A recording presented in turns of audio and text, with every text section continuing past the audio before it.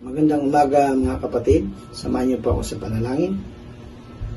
Ama namin na sa langit, sa pangalan ng bugtong na anak ko sa Jesus, kasama ng Banal na Espiritu, kami po Ama, nagpupuri pa pasalamat sa araw na ito. Amen. Pinagpala mo po ang araw na ito, Ama. Samahan niyo po kami mula umpisa sa matapos ang pakikinig ng Yes, Lord. mabuting balita. Samahan niyo po kami, Lord, at patuloy niyo po i-anoint ang mga mensahe na aming maririnig sa araw na ito. Amen. Salamat po muli, Ama. Kami nagagalak dahil kami magpupuri muli sa inyo. Salamat po. Salamat. Amen.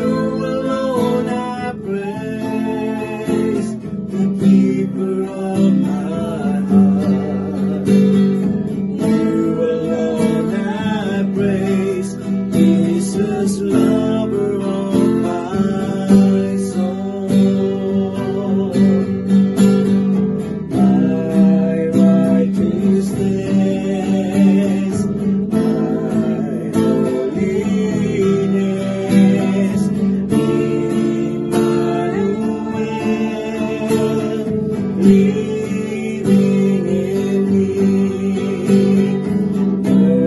Merciful King, to you I sing, matchless Lord, you're awesome indeed. You alone I praise, the Lamb upon the throne.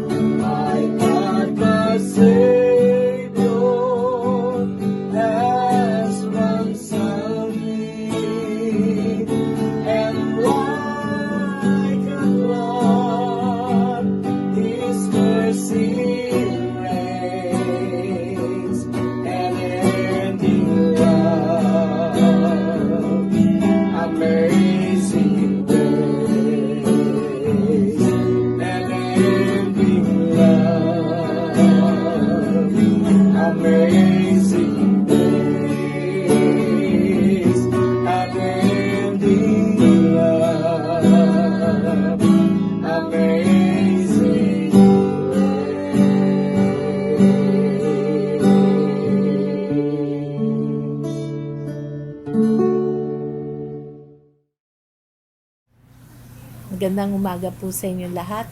Tayo po'y manalangin.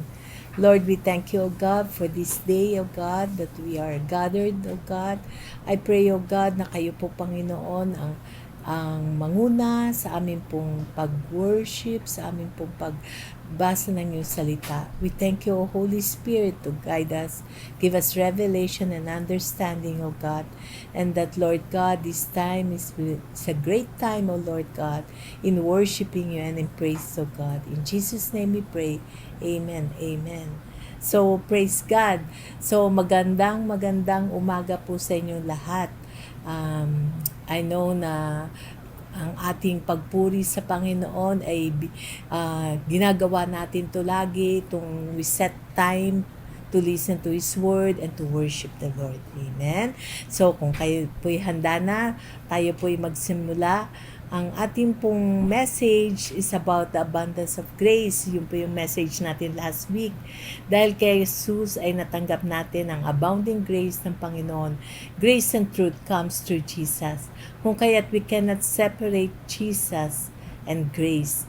The more we know Jesus, the more the grace of God can flow in our lives. Sabi nga po sa Romans 5:20, moreover, the law entered that the offense might abound, but where sin abounded, grace abounded much more, so that as sin reigned in death, even so grace might reign to the righteousness to eternal life through Jesus Christ our Lord. Dahil sa pagkamatay at pagkabuhay ni Jesus, ay ganap na napalaya na tayo sa kasalanan. Now, because of the grace of God, we receive the gift of righteousness. We are now righteous in Christ Jesus. At ang sinabi sa verse na ito, because of the righteousness and the abounding grace of God, we can reign in life. Tayo na tumanggap kay Hesus Kristo ay mga anak na ng Diyos, and we are entitled to all the blessings of God. Amen? So we will reign in life. Yun nga po yung sabi sa scriptures. As we continue to know and have revelation of who we are in Christ Jesus, the more we can accept the blessings na binigay sa atin ng Panginoon. Ang prayer nga ni Jesus na tinuro sa atin, the Lord's Prayer na, Thy kingdom come, Thy will be done on earth as it is in heaven. So alam niyo na for how many weeks ay halos we are always teaching about the position, our position in Christ. Dahil napaka-importante po to hanggang ito po ay maging revelation sa atin. Kung naalala ninyo nung kay Pastor Frank na for how many months ang tinuturo niya is about grace hanggang makuha natin. Kasi yun po yung leading ng banal na spirito. And the same thing with us na binibigay itong revelation ng Panginoon hanggang makuha natin, hanggang matanggap natin. Di ba para nga po yung baka na kapag may kinain, meditate niya yun, minamunch niya yun hanggang ito po ay maging liquid. So the same thing with us. God is teaching us the revelation about the kingdom of God. And at yung ating position bilang kanyang mga anak. Ang prayer, so, the Lord's Prayer is, Thy kingdom come, Thy will be done on earth as it is in heaven. Kung ano ang nasa langit ay mangyari dito sa lupa. The combining of the two worlds, the kingdom of God and our world. So, Jesus is the one who opened the heaven for us. Kung kaya't we have now access to the throne of God. So, katulad din po, di ba, yung, kunyari, I know na marami sa inyo mga nanonood ng mga Korean drama.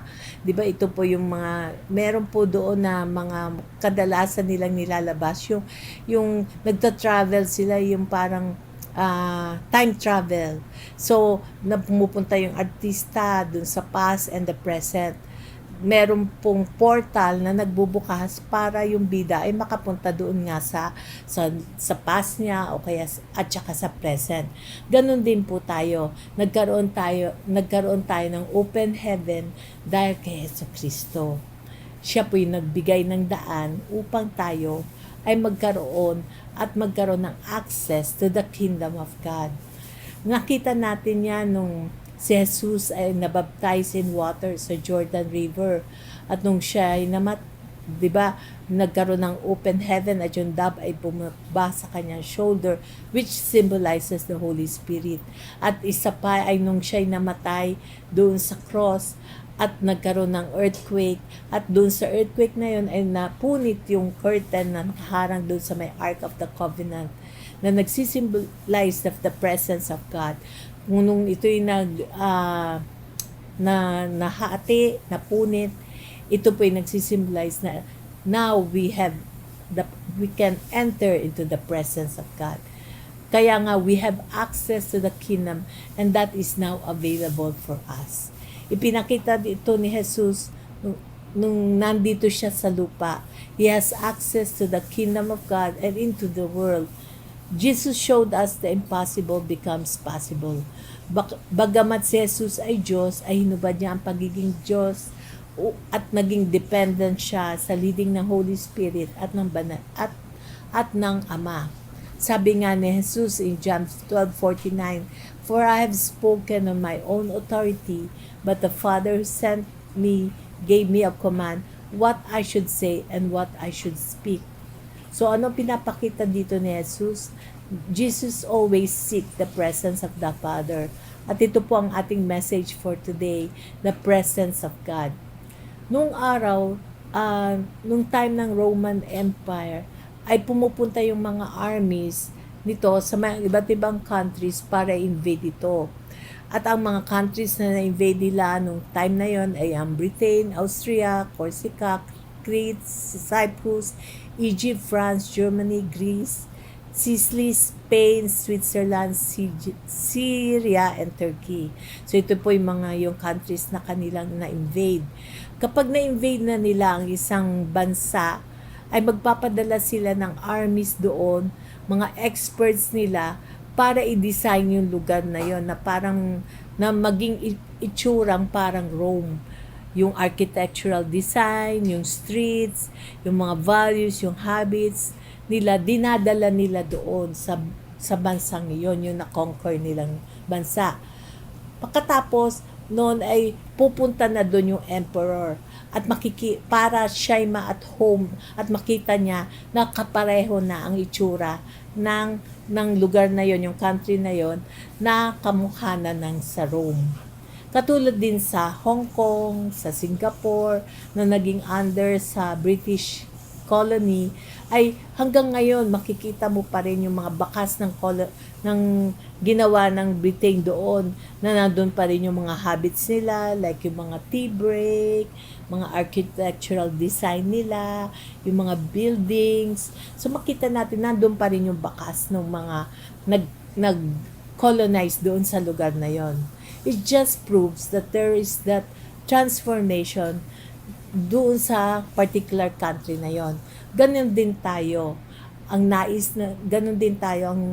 ang nais ng Panginoon, na mamuhay tayo na katulad ng sa kingdom ng Panginoon. The greatest reality sa heaven is the presence of God. Everything that is in heaven is all about the glory of God. Doon, every time, worship sila, every time to give glory to the Lord, na lahat sila ay nag-worship sa Panginoon, yung angels, yung lahat po ng mga nandoon. In heaven, it shows yung magnificence, yung power, yung greatness, yung beauty ng Panginoon. In heaven, you can see the brilliance, the perfectness, the glory of God. There is no shadow of darkness nga daw doon eh. Lahat doon ay maganda. Every person doon is honored and celebrated. Wala po doon yung feeling na insecure, awkward, o kaya parang feeling mo hindi ka you belong. Dahil doon ay walang kakulangan. Lahat doon ng tao doon ay in the highest form. Dahil yun ang pagkagawa sa atin ng Panginoon. Kumbaga, perfect. Yun ang kapag nasa langit, yung kumbaga, yung you are so secured, you are so, kumbaga, yung fullness na gusto ng Panginoon nandoon sa iyo. So we are created because we are created in the image and likeness of God.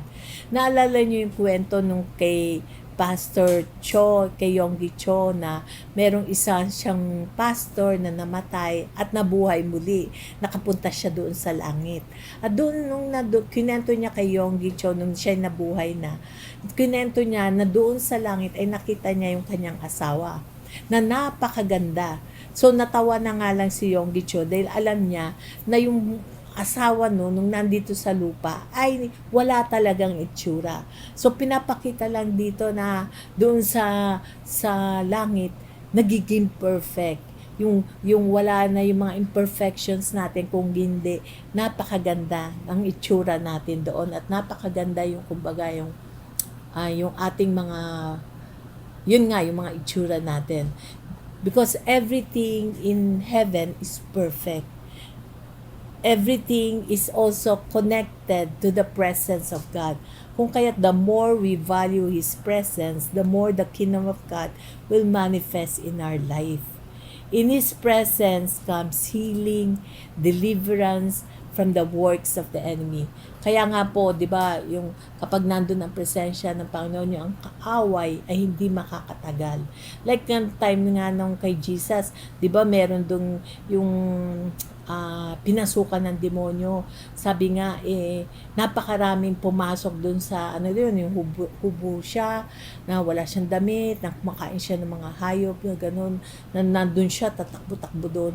Tapos, nung dumating ang Panginoong Hesukristo, ang ginawa niya, lumuhod siya. Ibig sabihin, yung kahit maraming evil dun sa katawan ng tao, hindi makatagal sa presensya ng Panginoon. At after nun, di ba, pinalayas ng Panginoon yung pinaalis lang yung nandun sa lalaking yon at pumasok dun sa mga pigs. Kaya nga sinasabi, almost 2,000 pigs na napasukan nung ni Satanas doon ay nahulog at nahulog doon sa may at nalunod. So nakikita natin ang daming pumasok sa kanya, pero they all bow down kay Jesucristo. So sabi nga, everything will bow down at the name of Jesus. So in His presence comes healing, deliverance from the works of the enemy. Kaya nga po, when we value His presence, we will see the glory of God. Kung maalala ninyo yung mga Israelites, they camp around the tabernacle where the presence of the Lord, yung time ni Moses, they value the presence of God. Kumbaga nasa gitna yung tabernacle, yung kahit tent of meeting, at doon ay nakapaligid yung mga 12 tribes.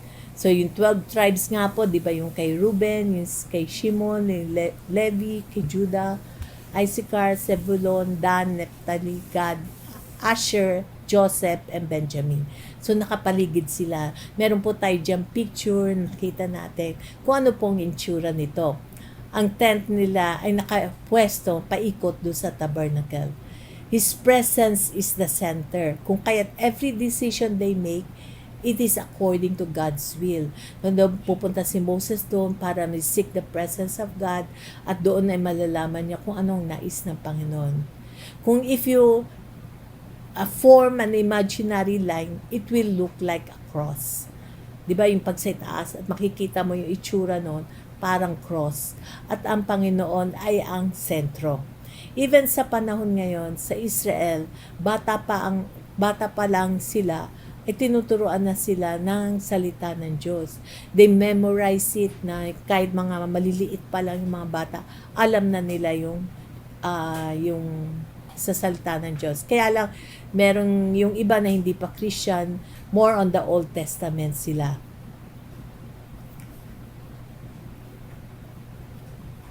Kung kaya't nga, dahil they are so founded on the Word of God, makikita natin na kahit maraming kalaban sa kanila, ay hindi sila natatalo because God is fighting for them.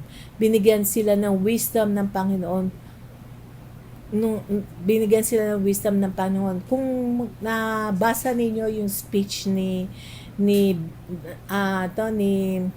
Netanyahu, na sinasabi niya dito na ang bansa nila ay nanggaling sa isang wilderness na kumbaga wala talagang ang kung tutuusin, walang buhay talaga doon dahil walang tubig.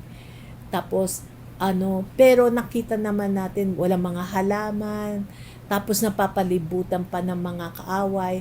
Pero ngayon, they have the best military forces, best water treatment na yung sa yung tubig sa dagat ay nako-convert nila ito na ginagawang tubig at naiinom. At sabi nga yung mga plants doon ay napakalalaki na may mga picture nga tayo dyan, yung grapes na napakalaki. Nung nandun nga po ako, yung mga vegetable nila ay napakalalaki talaga. Even yung chicken, napakalalaki. So makita natin talaga how fruitful yung land na yon. Even though ito'y nanggaling sa wilderness. Dahil ang Panginoon ang nagbigay sa kanila ng wisdom. Na the presence of God ay nandun. He gave them wisdom para magawa nila ang mga ito. Ganun din po sa atin. Ito ang tinuturo sa atin na matuto tayo na value ng presence ng Panginoon.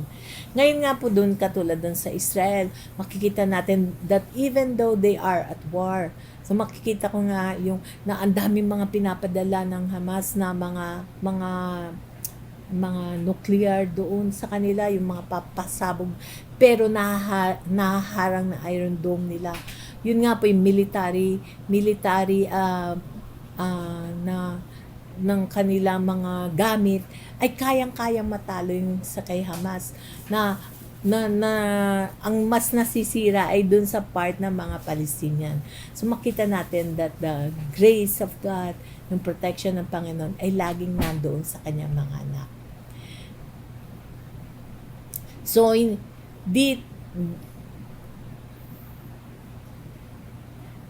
So, ganun nga po, when we value the presence of God, hindi lamang dahil hinahanap natin ang Panginoon kapag meron tayong mga pangangailangan, kung hindi, we enjoy our relationship with God. Nagipag-usap tayo sa Panginoon, ni-involve natin ang Panginoon sa lahat ng ating ginagawa, sa lahat ng ating mga decision, na ang Panginoon ang una sa ating buhay. He is our priority at doon nakaikot lahat ng ating mga desisyon.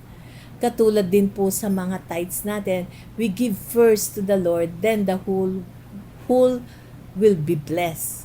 Katulad nga po ng example doon kay Elijah at doon sa widow in Sarapat. Nung time na yon ay may famine dun sa land na yon. The afternoon, 'di ba, ang pinapakain ng si Elijah sa pamagitan ng uwak. Pagkatapos noon ay inutusan ng Panginoon si Elijah na pumunta doon sa byuda na to na nakatira doon sa may Sarapat upang ito ang magpo-provide sa kanya. So, kung ikaw si Elijah, isipin mo na mayaman itong widow na to, at dahil doon siya pinapadala ng Panginoon. Pero makikita natin in 1 Kings 17:11-14, so basahin natin. So, he got up and went to Sarapat. When he went through the city gate, there was a widow gathering wood. He called out to her, "Please give me a little water in a cup so I can take a drink." As she went to get it, he called out to her, "Please bring me a piece of bread," she said. "As certainly as the Lord your God lives, I have no food except for a handful of flour in a jar and a little olive oil in a jug.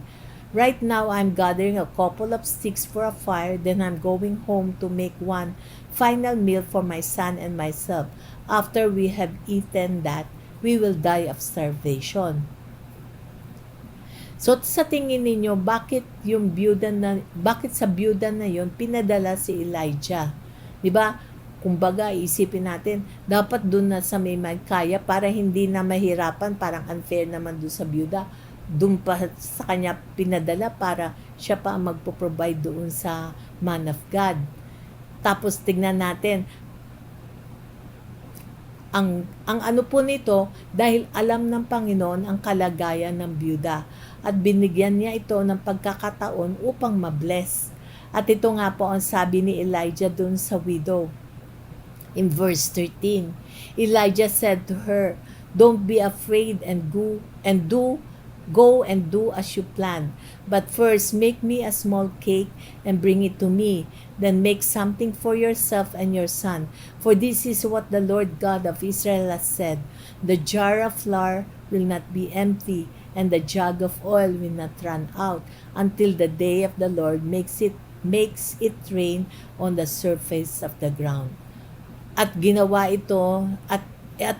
ito nung widow yung inutos ni Elijah.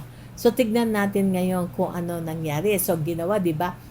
Naggawa siya ng yung small cake, which is parang bread 'yon, na binigay niya doon sa kay Elijah.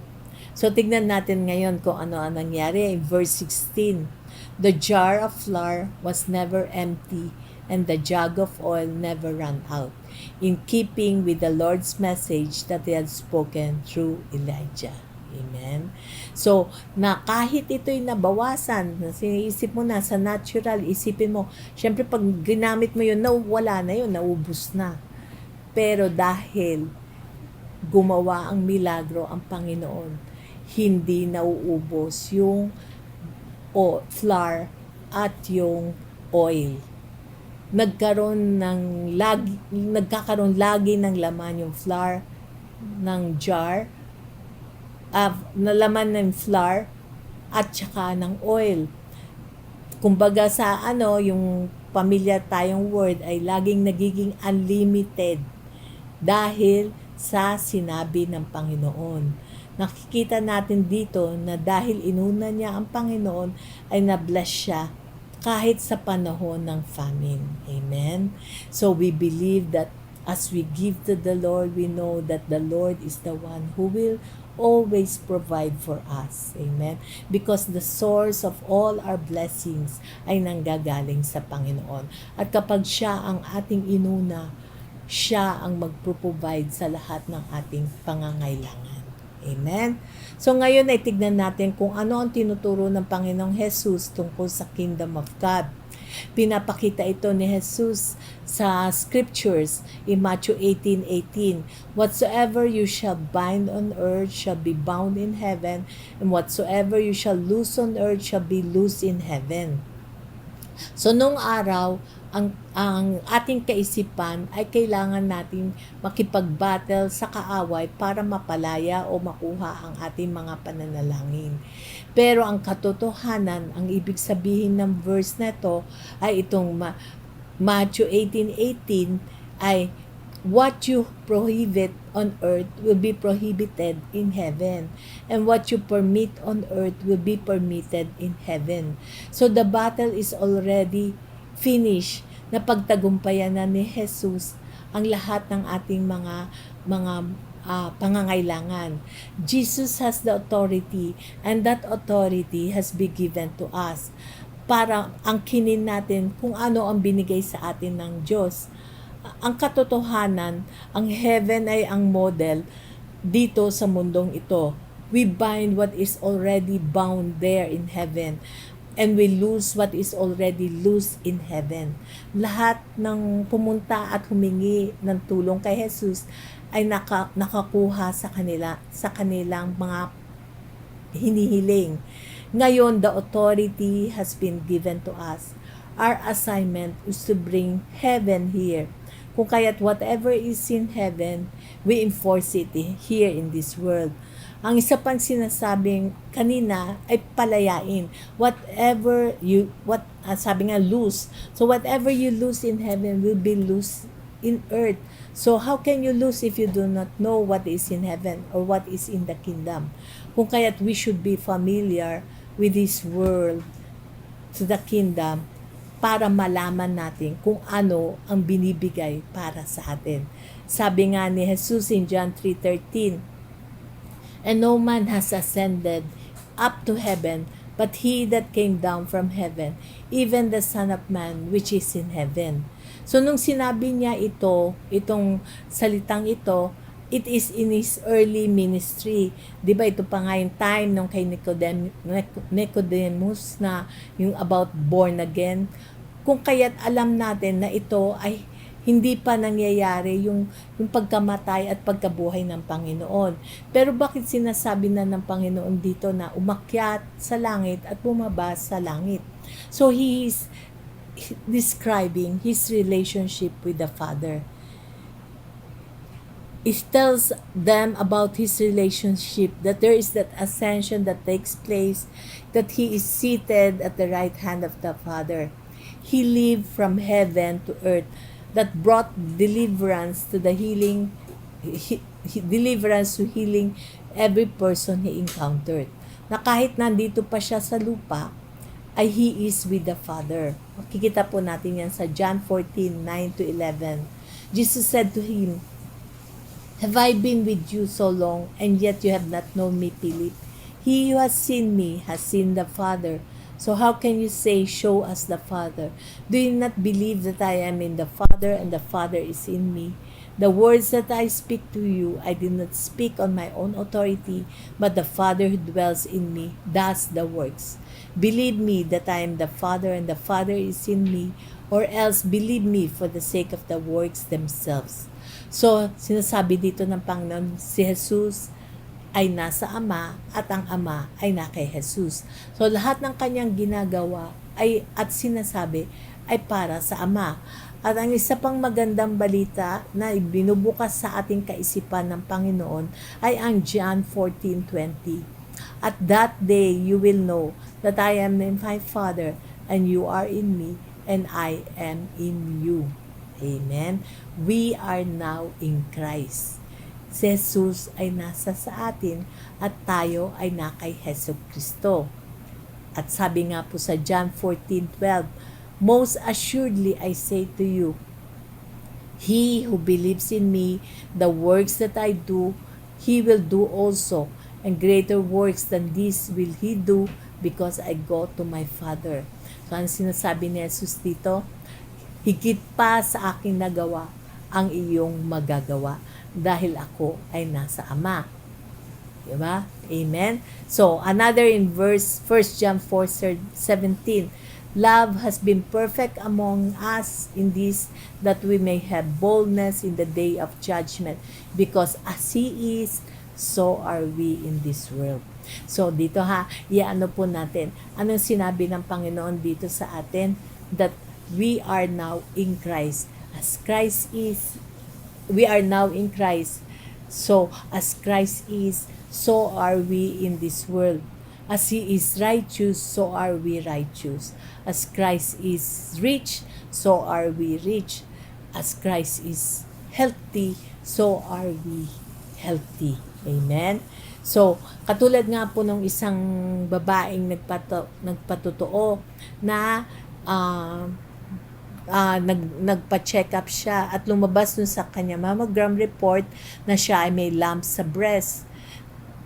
Pero dahil nakapakinig siya ng teaching na sinasabi ng kay Joseph Prince na sinasabi na as Christ is, so are we in this world.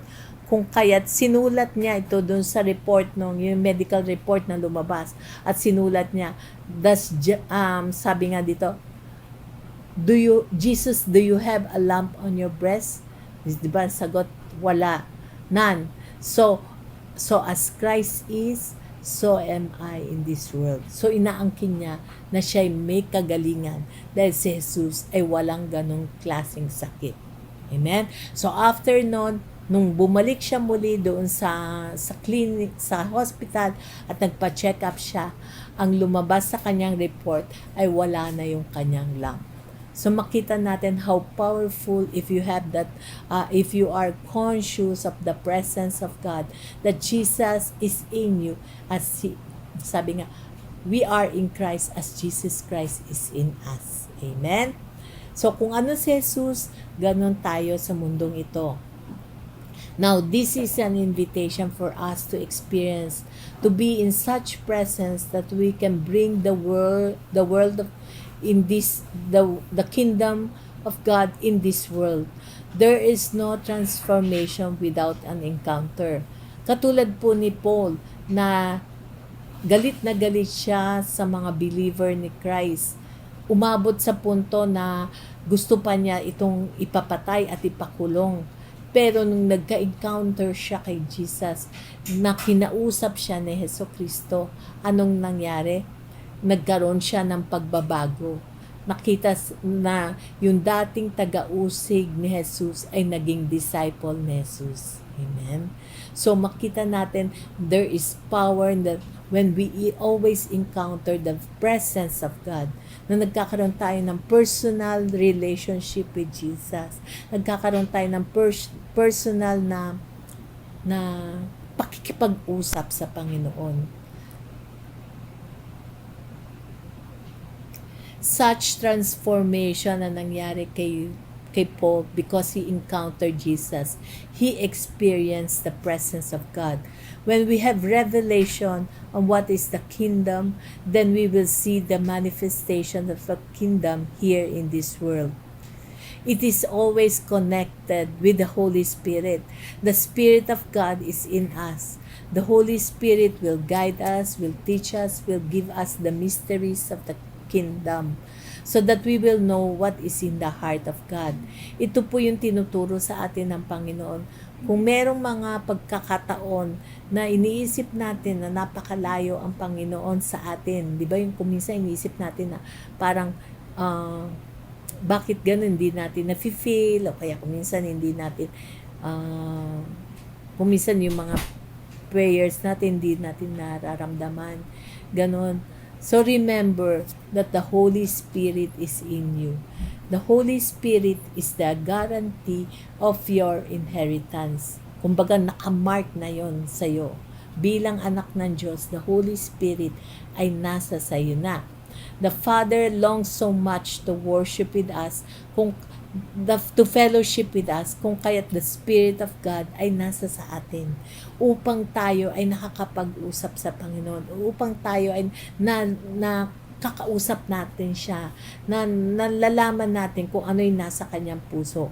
Sabi nga, no demonic forces can stop you from hearing His voice, from that fellowship, because the Spirit of God is in us. God seeks true worshipers. Sabi sa John 4:23, but the hour is coming and now is when the true worshipers will worship the Father in spirit and in truth, for the Father is seeking such to worship Him. Amen. True worshipers. Yan po yung kinalulugod ng Panginoon sa atin, na kanyang hinahanap sa mga true worshipers.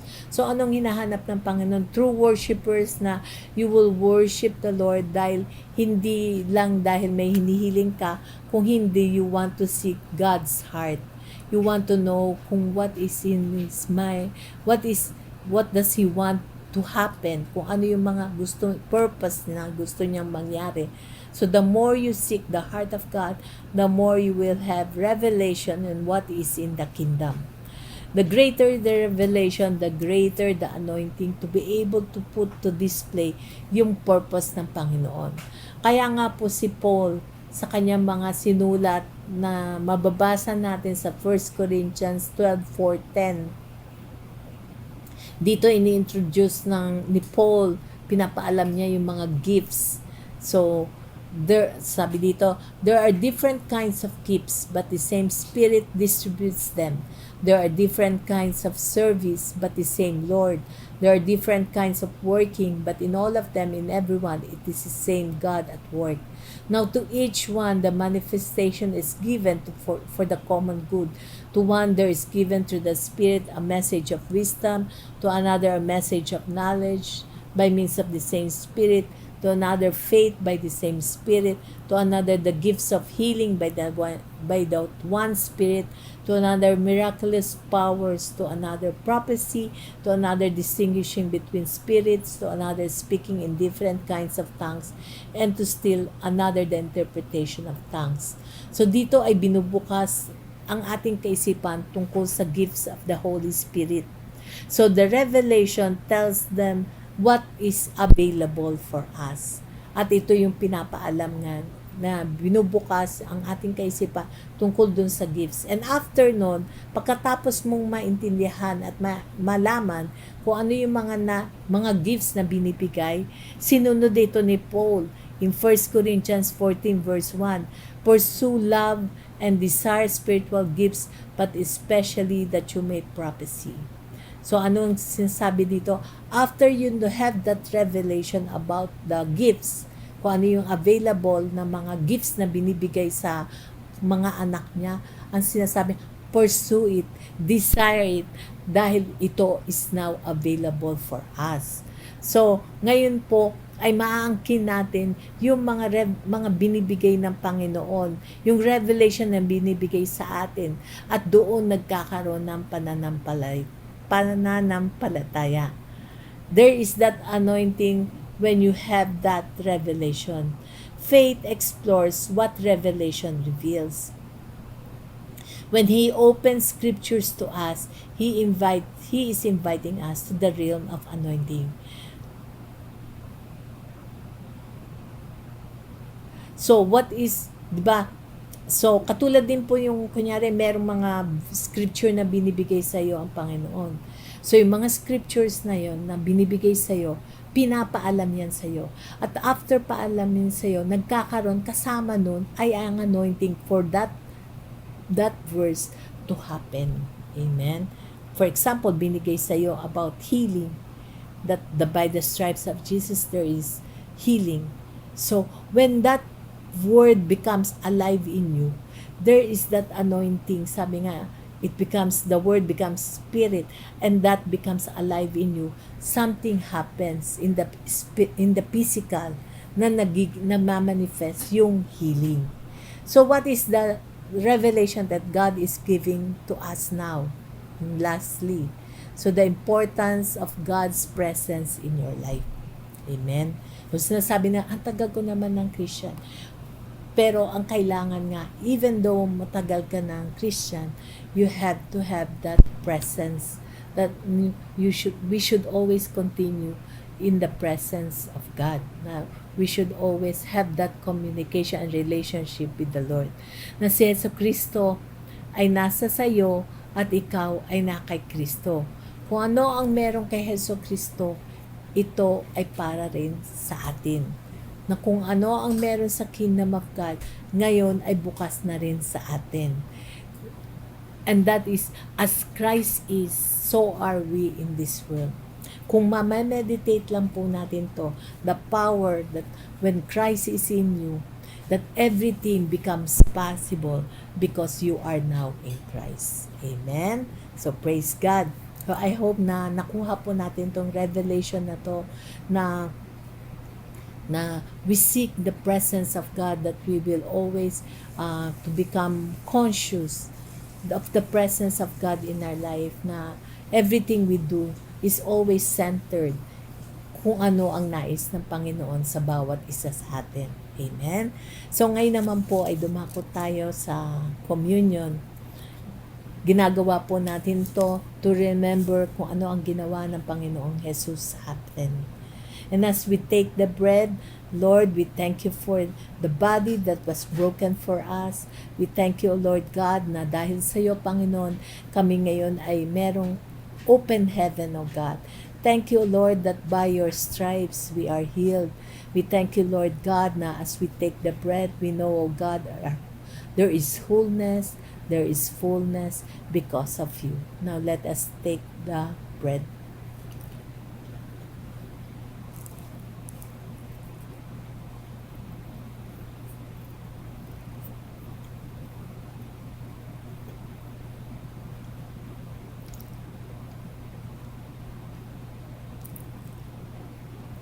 Ngayon naman, as we take the wine symbolizes the blood of Jesus na naghugas sa atin sa ating mga kasalanan, na nagpalaya sa atin sa mga kasalanan. And as we take the wine, Lord, with the blood, Lord God, that cleanses us. Salamat po sa dugo na nagproprotekta sa amin. Salamat po sa dugo na nagbigay sa amin ng victory, O Lord. Thank you, O God. Lord, we praise you and we thank you, Lord God, for all the works, for all the finished work, O God, na ginawa mo para sa amin. In Jesus' name we pray. Amen. Ngayon naman po ay dumako tayo sa tithes and offerings. Lord, tinataas po namin sa iyo, Panginoon, aming tithes and offerings, Lord. Lahat ito ay nanggaling sa iyo, Panginoon, and naniniwala kami, Panginoon, that as we give our first to you, Lord God, you will bless the whole batch, O God. And Lord, you will give, oh Lord God, sabi mo nga, there is unlimited blessing na nanggagaling sa iyo. Thank you, Lord, for an open doors, oh God. Thank you, Lord, for your blessings sa bawat isa, Panginoon. Bless the works of their hands, oh God. Bless their business, their work, oh God. We thank you, Lord God, for the abundance, oh God, na iyo pong ibinibigay sa iyong mga anak. In Jesus' name we pray. Amen. Amen. Ngayon naman po ay dumako tayo doon sa mga hindi pa nakakatanggap sa Panginoon, na tumatanggap kay Hesus Kristo. There is no other way except through Jesus. And He is the one that na namatay para sa atin, at siya yung kumuha ng ating mga kasalanan.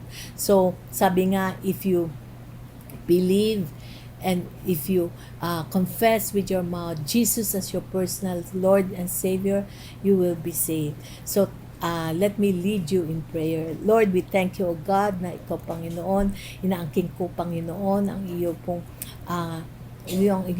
na ikaw, Panginoon, ay namatay para sa akin. Kinuha mo na lahat ng aking mga kasalanan. At ngayon, Panginoon, ikaw na ang aking Lord and Savior, God.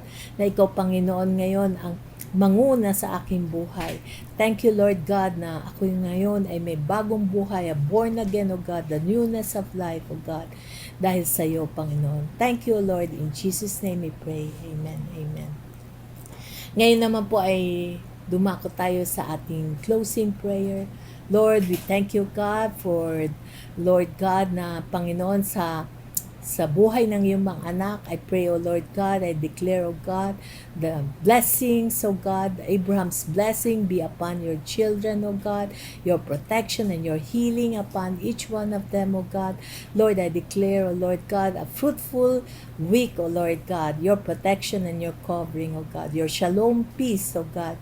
In Jesus' name we pray. Amen. Amen.